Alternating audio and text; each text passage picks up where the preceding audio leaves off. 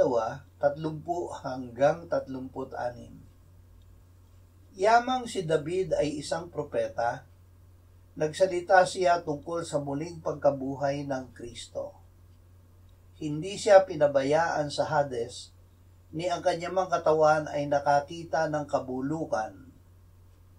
Ang Jesus na ito'y muling binuhay ng Diyos, at tungkol dito'y mga saksi kaming lahat. Kaya't yamang pinarangalan sa kanang kamay ng Diyos at tinanggap mula sa Ama ang pangako ng Espiritu Santo, ibinuhos niya ito na pawang nakikita at naririnig ninyo.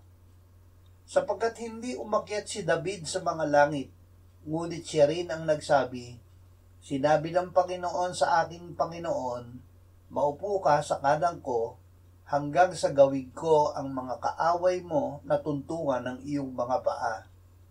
Kaya dapat malaman ng may katiyakan ng buong sambahayan ng Israel na ginawa siya ng Diyos na Panginoon at Kristo, itong si Jesus na inyong ipinako sa krus.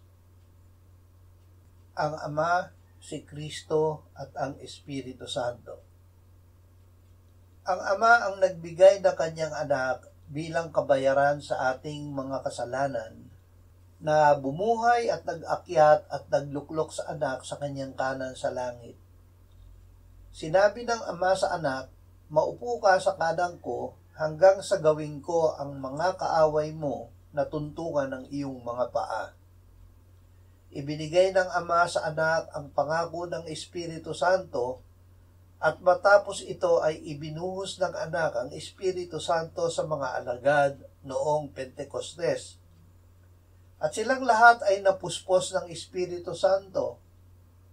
Ang tatlong persona ng iisang Diyos ay hindi aralin na isinasaisip lamang. Ang Diyos ay nananahan sa atin bilang ating buhay.